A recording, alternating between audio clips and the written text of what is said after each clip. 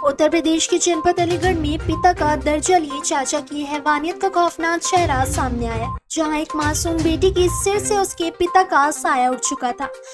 पिता की 2.5 वर्ष की उम्र में मौत होने के बाद मासूम अपनी विधवा मां के साथ रह रही थी।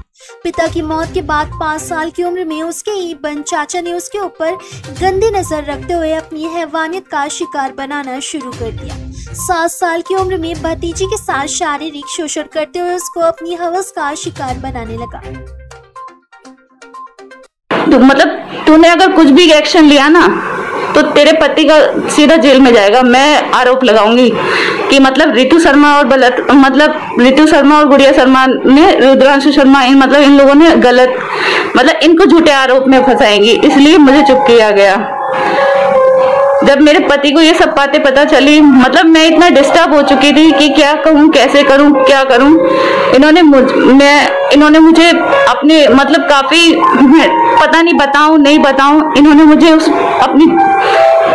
काफी समझाया कि नहीं हम लोग जाएंगे वहां बात करेंगे। जब इन्हें पता चला ना छोटे भाई ने पीटा है तो ये वहां बात करने गए कि मैं बात करने जाता हूँ कि बात क्या है एक्चुअल में।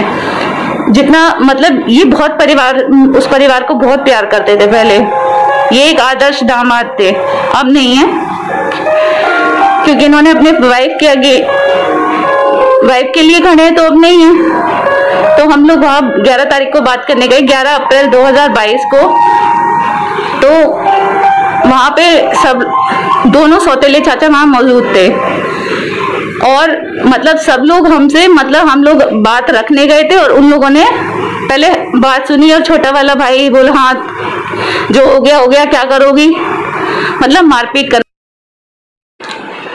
सर ये घटना तो मुझे इस साल होली के लगभग ही पता चली। इसके साथ जो हुआ, इसने अचानक से आके मुझे बताया कि मेरे जो घर पे है वो माहौल अच्छा नहीं है। मैं इसको बोलता था, जैसे कभी इसके घर से फोन आता था कि आ जाओ, जाओ यार घूम के आओ, पास में है, सैटरडे संडे चली जाए करो।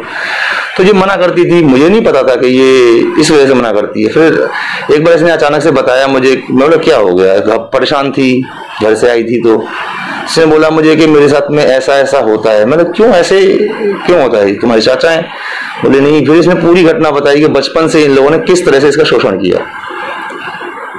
फिर मैं इसको लेके 11 अप्रैल को इसके घर गया, वहां जाके मैंने इसके चाचाओं को भी बुलाया, सब आए ताकि मैं सबके सामने ये बात रख सकूं।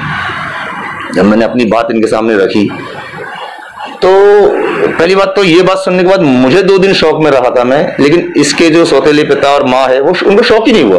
वी आर नॉर्मल, वो बिल्कुल नॉर्मल थे। उनको लगा कि जैसे कुछ भी नहीं है तो नॉर्मल है। वो मुझसे बस पूछ रहे थे कि हाँ बताओ और बताओ और बताओ। मैं तो उनको बोला मैं कोई कहानी नहीं सुना रहा हूँ आपको, मैं आपकी बेटी की बातें बता रहा हूँ। तो उन्होंने मुझसे बोला कि देखो अपनी फौजीगिरी तो अपने पास रखो, तुम यहां से जाओ और तुम इनका कुछ नहीं बिगाड़ सकते हो। ज्यादा करोगे तो तुम भी अंदर जाओगे, क्योंकि इनमें जो छोटे वाला है सत्येंद्र शर्मा, वो उसके नीलेश उपाध्याय पार्षद हैं उस वार्ड के, उसका साड़ू है ये।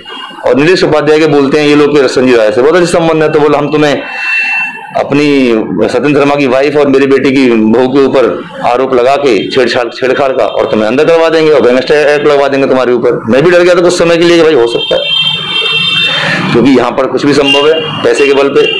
बोला कि मैं एक प्लांट बेच दूंगा लेकिन अपने भाइयों को बचा लूंगा, कुछ नहीं होने दूंगा। ठीक है, पहले तो मुझे सबसे ज्यादा जरूरी था कि मैं इसे कन्विंस करूं कि ये लड़ने के लिए तैयार हो, क्योंकि अगर मैं उस वक्त कुछ भी एक्शन लेता और ये बाद में मोहवश मुकर जाती तो फिर मैं कहीं का नहीं रहता। तो पहले मैंने इसको, हाँ इसमें मेरा जो बड़ा साला है उसने पूरा सहयोग किया कि हाँ मेरी दीदी जो बोल रही है वो गलत नहीं बोल रही है। लेकिन छोटा साला तो सीधा ये बोला कि जो गलत हो गया सो हो गया, बताओ अब क्या करोगे, अब क्या कर लोगे आप। तो मुझे गुस्सा भी बहुत आया इस बात पर। मतलब ठीक है जो करना है वो तो बाद में देखेंगे, फिलहाल यहाँ से चलते हैं। जब आप लोग मानने को तैयार नहीं हो गए ऐसा कुछ हुआ है तो मैं इसको लेके किसी भी तरह से, ये लोगों ने जीना जब्ती करना, मुझे धमकाना, इसको धमकाना, मारपीट पे उतारा। एक प्रकरण संज्ञान में आया है जिसमें महिला द्वारा अपने सौतेले चाचाओं पर बलात्कार का आरोप लगाया है। इस पर संज्ञान लेते हुए महिला थाने में अभियोग पंजीकृत करा दिया गया है, विधिक कार्रवाई प्रारंभ की गई है।